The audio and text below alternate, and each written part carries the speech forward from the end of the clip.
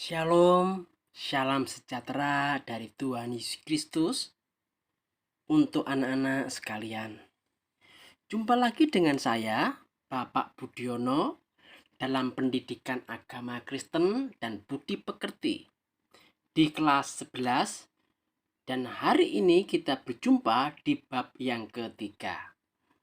Di bab yang ketiga ini kita akan belajar tentang relasi bermakna antara keluarga, gereja, dan sekolahku.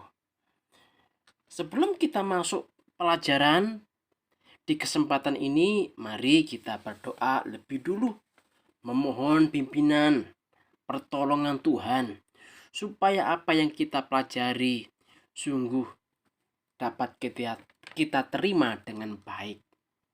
Mari kita berdoa. Terpujilah namamu ya Bapa, untuk keluarga yang Tuhan berikan.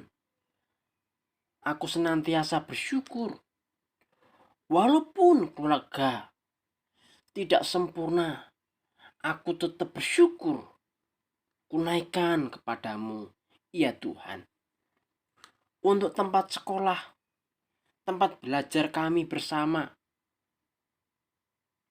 kunaikkan syukurku kepadamu.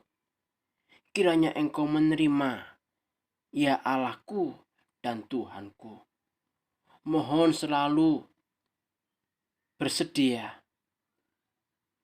Keluarga dan sekolahku adalah karunia ilahi yang Tuhan berikan buat kami.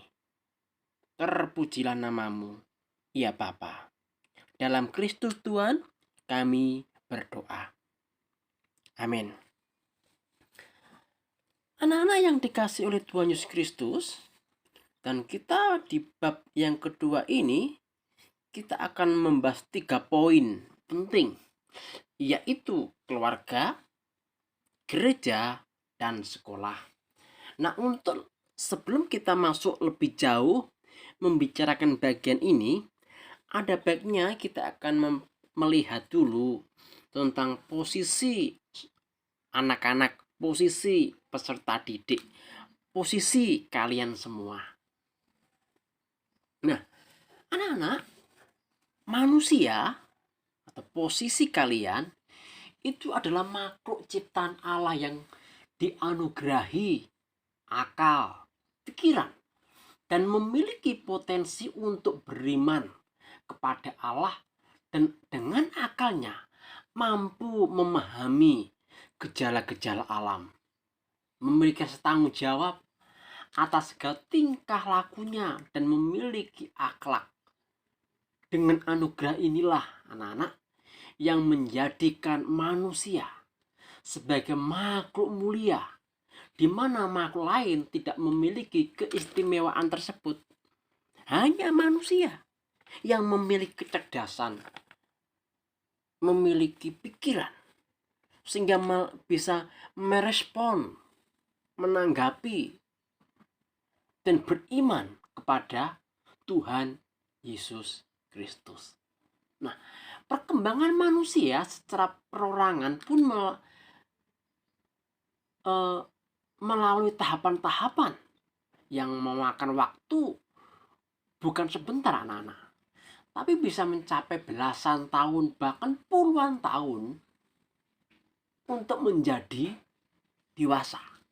Nah, upaya di dalam pendidikan ini menjadikan manusia semakin berkembang. Tugas untuk memberikan pendidikan ini berakar dalam panggilan utama, yaitu keluarga yang mengambil bagian dalam karya penciptaan dan pemeliharaan Allah.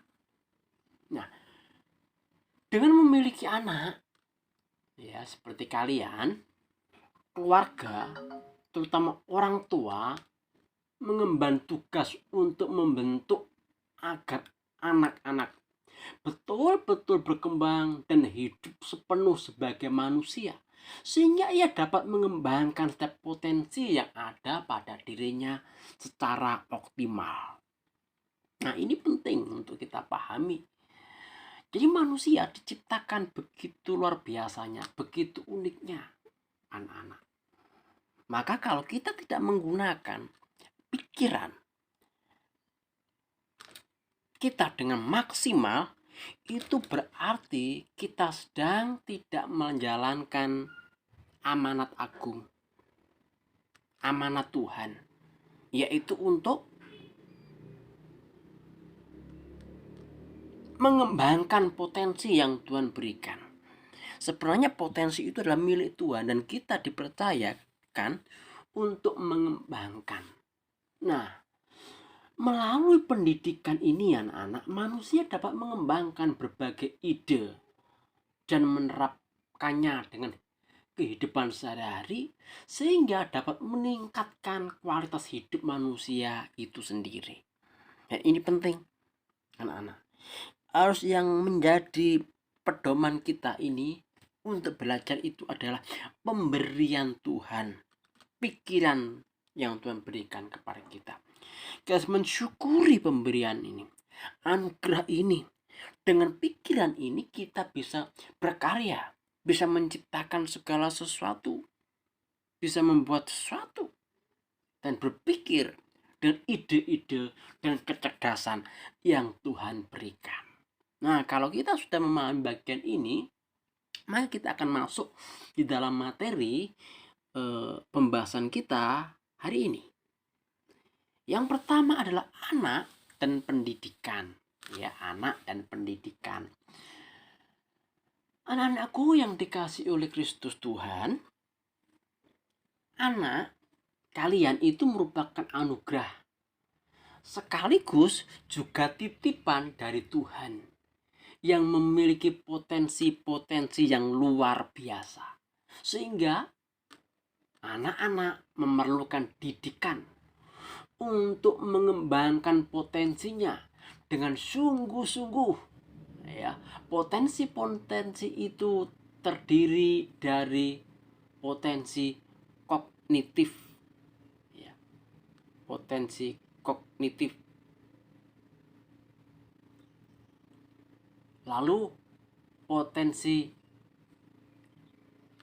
efektif atau moral, potensi spiritual, dan potensi psikomotorik, ya, atau keterampilan. Nah, salah satu sarana untuk mengembangkan potensi-potensi yang ada dalam diri kalian adalah melalui sekolah. Di sekolah ini kalian mengekspos, belajar sungguh-sungguh untuk mengoptimalkan apa yang Tuhan berikan dan mengembangkan apa yang Tuhan berikan. Nah, ini adalah tanggung jawab yang besar untuk mengoptimalkan. Kalau anak-anak tidak sungguh-sungguh belajar, berarti anak-anak itu tidak mengoptimalkan pikiran yang Tuhan berikan, potensi yang Tuhan berikan. Saya takut kalau tidak mengoptimalkan, Tuhan akan mengambil pikiran itu. Coba bayangkan kalau Tuhan mengambil pikiran itu. Wah, kita tidak bisa berbuat apa-apa, tidak bisa berpikir, ya, tidak bisa buat ini, itu tidak bisa. Kenapa? Karena Tuhan ambil. Nah, oleh karena itu kita sungguh-sungguh untuk menggunakan, mengoptimalkan kemampuan kita ini. Di mana? Melalui sekolah yang kita cintai ini. Nah, anak-anak, sekolah sering juga dipandang sebagai lingkungan pendidikan kedua bagi anak setelah lingkungan keluarga. Ya, setelah lingkungan keluarga ada lingkungan sekolahan yang mendidik kalian semua. Nah, hal ini terjadi karena orang tua memiliki kemungkinan yang kecil untuk mendapatkan pendidikan, ya, atau maksud saya untuk dapat mendidik anaknya agar menguasai berbagai kemampuan diperlukan dalam kehidupannya anak-anak. Jadi orang tua sangat terbatas. Maka orang tua memilih sekolahan untuk kalian disekolahkan supaya sekolah memberikan pengajaran yang baik, yang bermanfaat nantinya ketika anak-anak sudah dewasa, sudah bekerja. Nah, pesatnya perkembangan ilmu pengetahuan dan teknologi mengakibatkan orang tua kita tidak mampu mendidik anaknya sendiri tentang berbagai pengetahuan dan kemampuan tersebut, sehingga kemudian menyerahkan bagi yang tugas dan tanggung jawabnya kepada guru kalian di sekolah. Nah, anak-anak yang dikasih oleh Kristus Yesus diharapkan mendapatkan pendidikan yang tepat dan layak untuk anak-anak. Orang tua tentu berharap agar tidak meninggalkan keturunannya, anak-anaknya yang lemah, ya, powerless generation, ya, lemah. Orang tua juga tidak berharap anak-anak mereka hanya berkembang dengan optimal dalam hal intelektual saja, ya, sehingga ia tumbuh menjadi anak cerdas tetapi tidak beriman.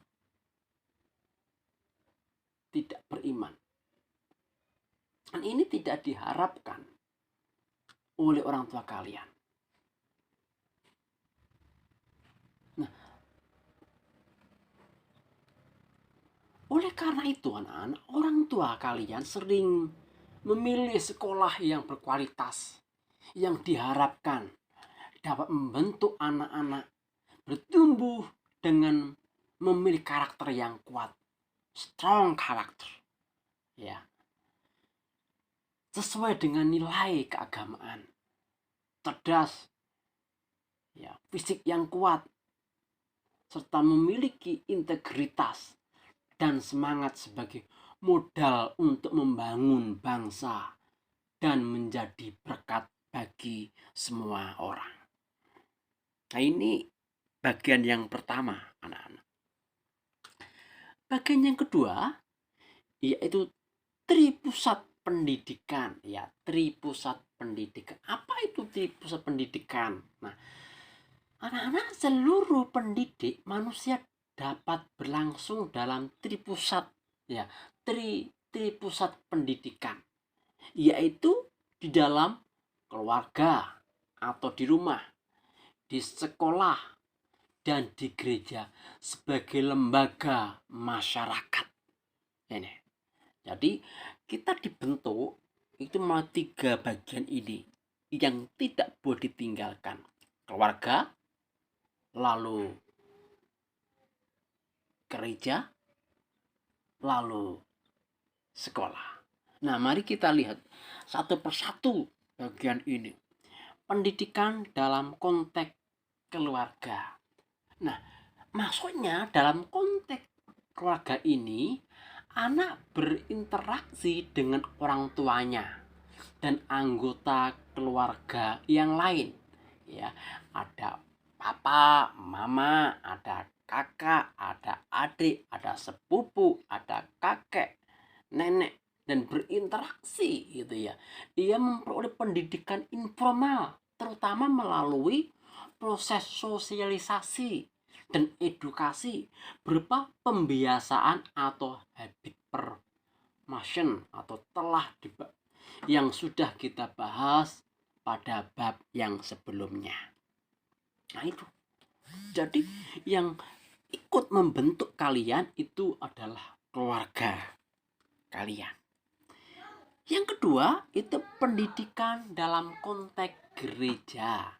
Ya, di sini anak berinteraksi dengan seluruh anggota gereja yang berbeda secara umur, ya, secara tingkat sosial maupun budaya. Ya, mungkin di dalam gereja kalian tidak hanya suku Jawa, ada suku Tionghoa atau ada suku lain, ya, Nias atau Papua dan sebagainya yang ada di Indonesia ini, suku-suku itu. Ya. Itu akan membentuk kita. Nah, ia memperoleh pendidikan non formal atau pendidikan di luar sekolah yang berupa berbagai pengalaman hidup. Kita bisa belajar pengalaman hidup dengan saudara-saudara seiman yang lain, latar belakang budaya yang berbeda itu. Nah, agar gereja dapat melakukan eksistensinya, maka seharusnya generasi muda, anak remaja, pemuda perlu mendapatkan warisan atau penerusan baik nilai-nilai, sikap, pengetahuan, keterampilan, dan bentuk kelakuan lainnya sesuai dengan dasar-dasar Kristiani, anak-anak.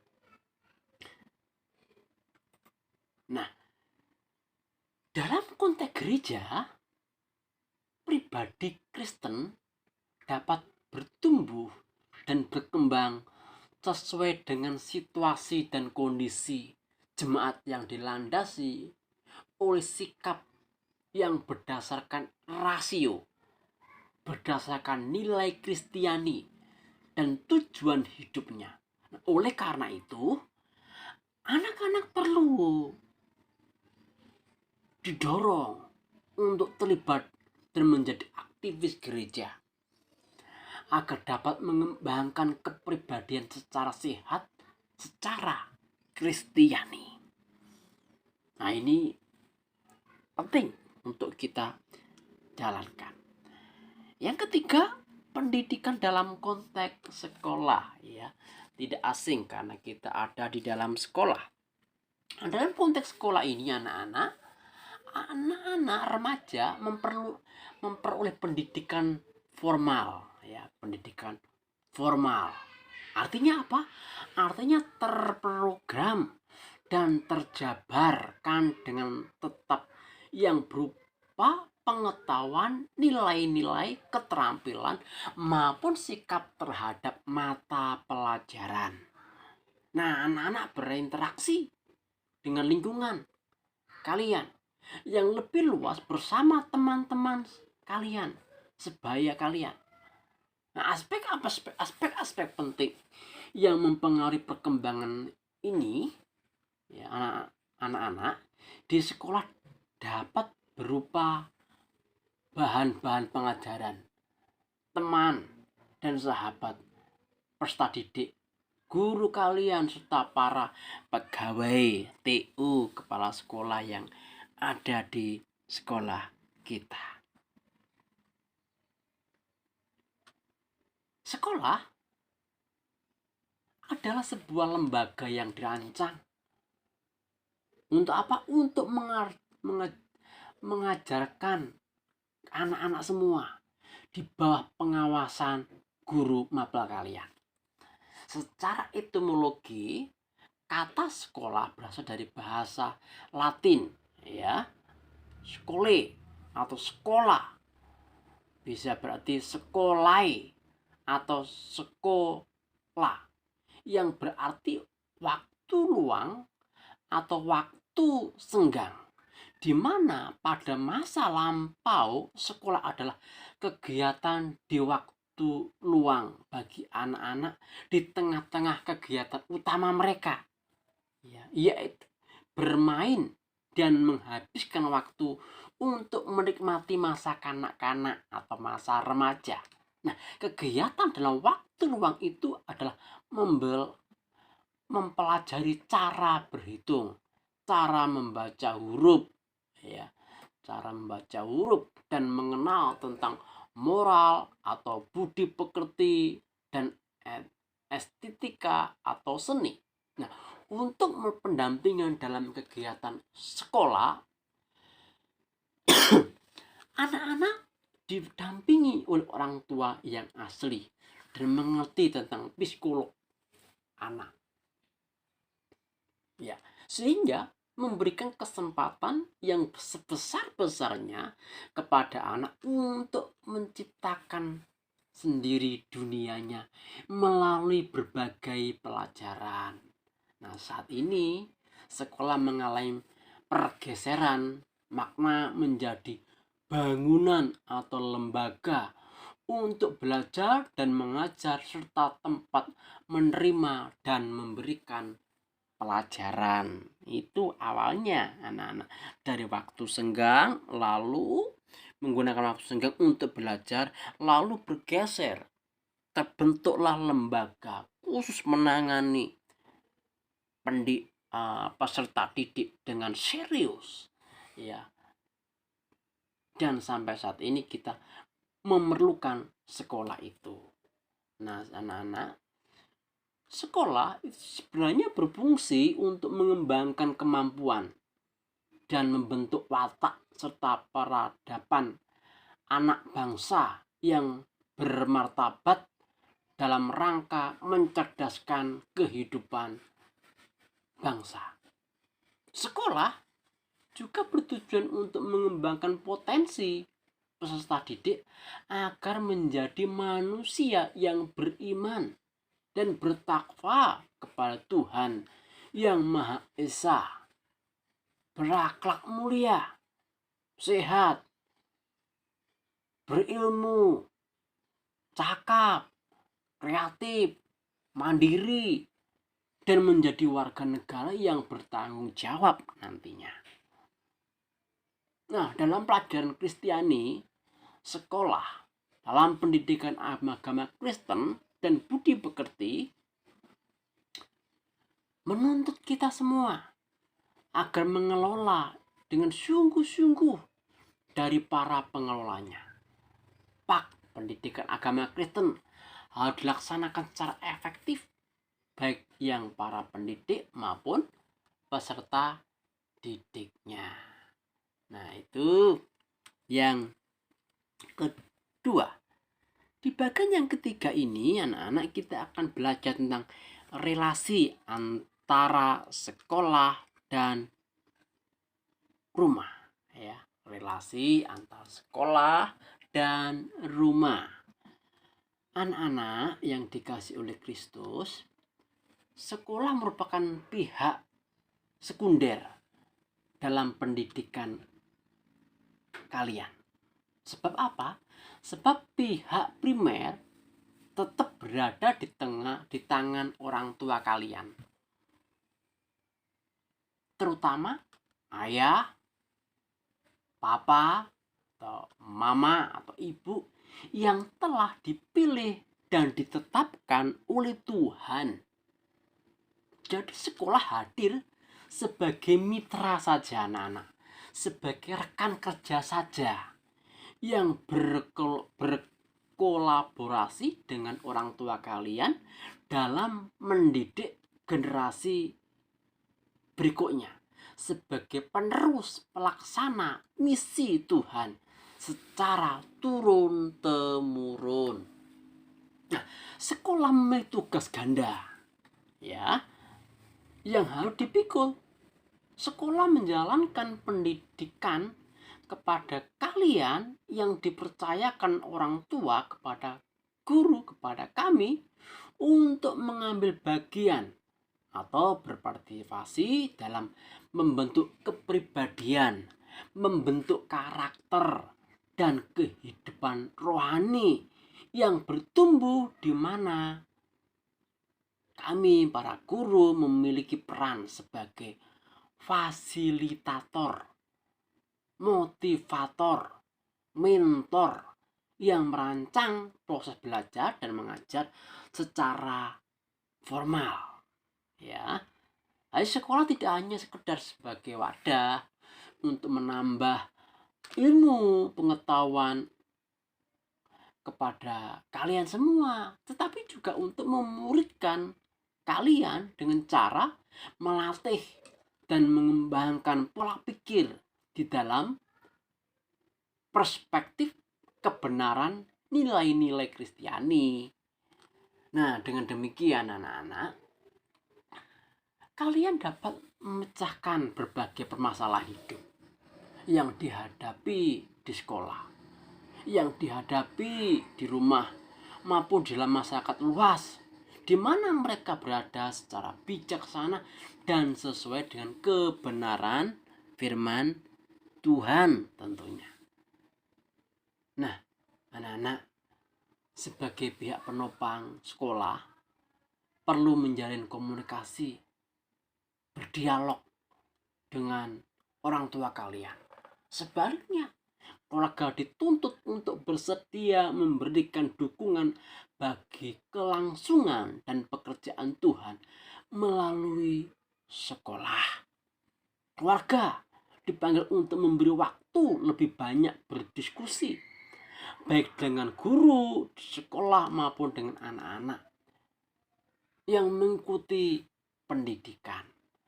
Jadi sekolah dan orang tua juga perlu terbuka dan mengusahakan agar lebih maksimal, ya, sehingga dapat memahami dalam segi apa dorongan atau motivasi dapat diberikan dalam perkembangan anak secara utuh, ya. Sekolah perlu mendorong orang tua untuk melaksanakan tugas ini, yaitu mendidik kalian, mencerdaskan kalian, mendewasakan kalian. Nah, sekolah menjadi fasilitator bagi orang tua agar mereka semakin mengetahui hal-hal apa yang perlu bagi peningkatan kualitas pendidikan anak-anak di zaman kalian. Nah, anak-anak, pendidikan merupakan tantangan yang berat bagi orang tua. Namun hal ini merupakan tugas mulia, ya, tugas mulia, dan kehadiran sekolah membantu meringankan tantangan tersebut. Alkitab menegaskan bahwa menjadi orang tua adalah tugas mulia dan merupakan bagian dari rencana Allah untuk keluarga. Jadi pendidikan anak dianggap Allah sebagai sangat penting. Oleh karena itu, dimintakan supaya dilaksanakan berulang-ulang sampai mendarah daging dan menjadi bekal dalam kehidupan nanti. Pendidikan anak, ya, harus jelas tujuannya. Supaya apa? Supaya bertumbuh menjadi pribadi yang takut kepada Tuhan. Mendidik anak sangat membutuhkan keteladanan. Oleh karena itu, pendidikan yang benar harus berasal dan berakar dari siapa? Keluarga, ya, dari keluarga. Bukan dari sekolah, tapi dari keluarga sendiri. Nah, relasi antara sekolah dan keluarga secara teologis dapat dilihat di dalam Efesus 4 ayat 14 sampai 15. Nah, nanti kita akan pelajari di akhir pelajaran ini, ya. Yang keempat, anak-anak. Yang keempat, masalah sosial dalam kehidupan remaja. Tidak semua anak-anak memiliki kesempatan untuk melanjutkan pendidikan anak-anak. Ada anak-anak yang dilahirkan dari keluarga yang miskin, yang tidak cukup, sehingga dia harus menempuh pendidikan dengan sangat rendah. Nah, ini terdapat berbagai alasan yang menyebabkan hal tersebut, di antara masalah ekonomi, keluarga, ya, tidak bisa membayar SPP, menyebabkan banyak anak putus sekolah dan membantu orang tua mencari uang, ya, demi sesuap nasi. Nah, walaupun sekolah gratis sudah disediakan pemerintah untuk memajukan pendidikan bagi anak-anak, akan tetapi hal tersebut masih sering diajukan oleh anak-anak karena motivasi belajar yang masih rendah. Pengaruh lingkungan yang buruk juga menjadi salah satu penyebab anak-anak menomor duakan pendidikan. Hal ini merupakan tantangan terbesar bagi orang tua dan sekolah. Dan ini sangat memprihatinkan sekali kalau ini terjadi di kalangan anak-anak semua. Doa dan harapan saya tidak ada anak-anak yang melakukan hal yang semacam ini. Terdapat berbagai masalah remaja yang perlu dipecahkan secara bersama antara keluarga, sekolah, dan gereja. Misalnya meningkatnya tawuran, kenakalan remaja, kriminalitas remaja, hamil di luar nikah, dan pernikahan dini, pemakaian narkoba dan obat terlarang, dan masih banyak lagi yang biasanya kompleks di dalam kehidupan anak-anak seusia kalian.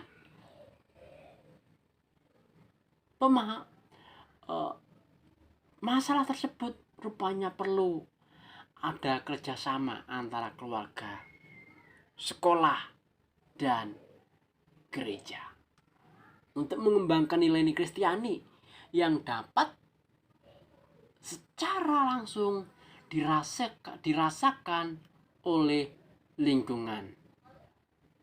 Misalnya, meskipun konteksnya berbeda, namun perlu kerjasama untuk menciptakan lingkungan yang lebih adil, lebih manusiawi, mengembangkan kesetaraan dan proyektivitas Kristiani.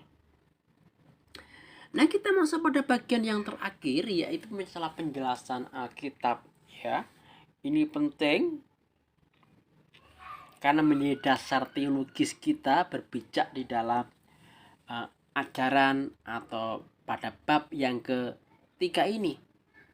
Dasar berpijaknya, dasar teologisnya terletak pada Efesus pasal yang keempat ayat 11 sampai 15. Nah, anak-anak, teks Alkitab Efesus 4 ayat 11 sampai 15 ini merupakan bagian dari surat Paulus kepada jemaat di Efesus berkaitan dengan kesatuan jemaat dan karunia yang berbeda-beda yang dimiliki oleh jemaat yang ada di Efesus. Nah, Tuhanlah yang memberikan karunia itu, yang kepada setiap manusia diberikan, dikaruniakan, ya, kepada jemaat untuk memperlengkapi satu yang dengan yang lain. Misalnya karunia-karunia itu adalah karunia rasul, karunia nabi, karunia pemberita Injil, karunia gembala, karunia mengajar. Meskipun memiliki berbeda jabatan, tetapi memiliki tujuan yang mulia, yaitu untuk memperlengkapi umat Allah dalam pelayanan dan pembangunan tubuh Kristus, gereja, sampai semua umat Allah mencapai kedewasaan yang penuh dalam iman dan takut akan Allah. Sama halnya dengan sekolah dan keluarga anak-anak. Masing-masing mempunyai kapasitas yang berbeda dalam dunia pendidikan. Individu, anak-anak atau remaja lebih banyak menghabiskan waktunya di rumah bersama dengan keluarga dibanding dengan guru di sekolah. Sekitar berapa jam? 8 sampai 9 jam per hari bersama guru. Itu pun termakan, terpotong waktu istirahat, kadang-kadang jam kosong, ya, sangat sedikit sekali waktu bertatap muka dengan guru, ya, karena kesibukan dan sebagainya. Nah, anak-anak, sekolah menjadi pendukung dan pelengkap bagi individu dalam proses pertumbuhannya menuju kedewasaan yang penuh, baik dalam ranah kognitif, ya kognitif itu secara ranah intelektual, ya efektif, moral, spiritual, dan psikomotorik. Psikomotorik itu secara keterampilan, ya sangat singkat sekali waktunya. Nah, Rasul Paulus menekankan bahwa dengan kedewasaan yang penuh tersebut, manusia, anak-anak tidak akan mudah diombang-ambingkan oleh berbagai godaan dunia yang sangat-sangat ingin menyesatkan. Manusia yang dikaruniai hikmat dari Tuhan dapat membedakan hal yang positif dari yang negatif, hak yang baik dari hak yang jahat, sehingga menjadi pribadi yang utuh. Demikian pula dengan pendidikan yang diperoleh di sekolah maupun dalam keluarga maupun dalam gereja akan membentuk anak-anak bertumbuh secara utuh dalam seluruh aspek kehidupan. Nah, itu bagian Efesus pasal yang keempat ayat 11 sampai 15. Dan yang kedua itu di dalam Ulangan 6 ayat 7 sampai yang 9. Ayat ini berisi panggilan untuk mengajar imam kepada setiap situasi, ya. Panggilan untuk mengajarkan iman pada setiap situasi. Nah, oleh karena itu berbagai kesempatan dapat dipakai sebagai kesempatan untuk mengajarkan iman, ya, tidak terbatas. Bisa saja waktu sedang duduk-duduk nyantai atau dalam perjalanan, ya, atau sedang tidur rebahan gitu, duduk-duduk dan sebagainya. Ada kesempatan orang tua harus mengajarkan iman itu.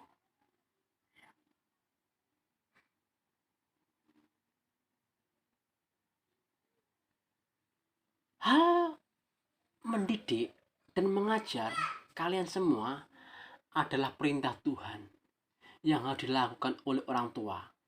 Apabila orang tua tidak mendidik anak-anaknya, maka ia tidak menaati perintah Tuhan.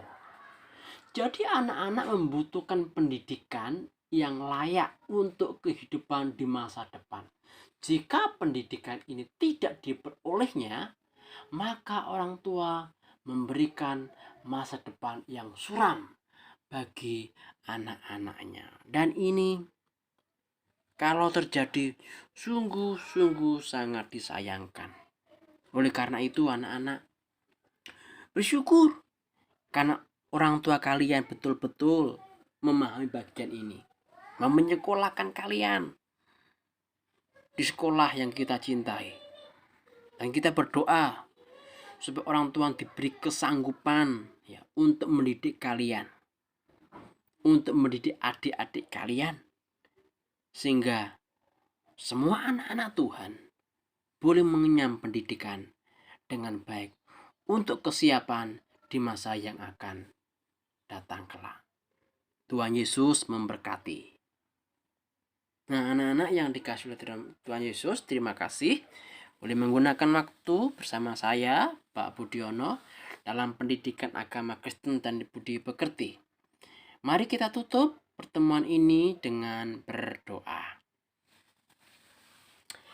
Ya Tuhan, terima kasih karena melalui gereja, melalui sekolah, melalui orang tua kami boleh dididik, diberi pengertian, dan disiapkan untuk masuk ke masa depan kelak. Kiranya Tuhan memberkati orang tua kami, sekolah kami, memberkati gereja kami, yang ikut ambil bagian membentuk, mendewasakan kami semua. Terpujilah namamu, ya Tuhan Yesus Kristus. Tolong kami semua untuk menjalankan ini. Dalam Kristus Tuhan, kami sudah berdoa. Amin. Amin. Amin. Puji Tuhan anak-anak. Sampai jumpa. Ketemu kembali di bab berikutnya. Tuhan Yesus memberkati kita semua. Shalom.